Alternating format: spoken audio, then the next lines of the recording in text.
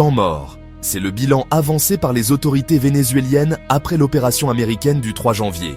Devant les caméras de la télévision publique, le ministre de l'Intérieur Diosdado Cabello parle d'une attaque terrible. Selon lui, l'assaut lancé par les États-Unis pour capturer Nicolás Maduro a provoqué la mort d'au moins 100 personnes et un nombre similaire de blessés.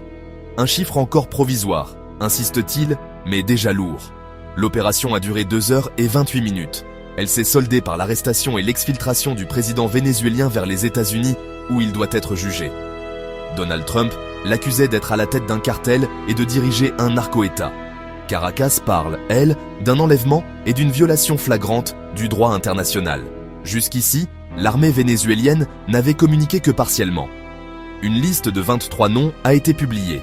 Cuba, allié de Caracas, affirme de son côté que 32 de ses militaires et agents de renseignement ont été tués lors de l'opération. Le ministre de la Défense, Vladimir Padrino López, va plus loin.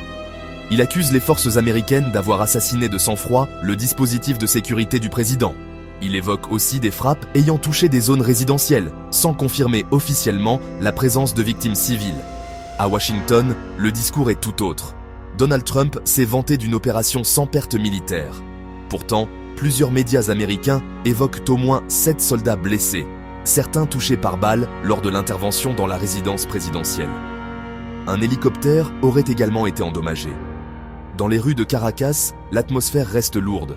Les images de cercueils de soldats circulent. Le pouvoir tente de reprendre la main. Le Venezuela ne se rendra pas. Entre récits opposés, chiffres contestés et tensions diplomatiques, une certitude s'impose.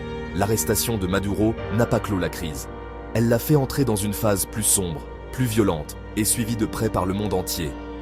Si ce genre d'histoire t'intéresse, abonne-toi. On parle tous les jours du Maroc et du monde ici.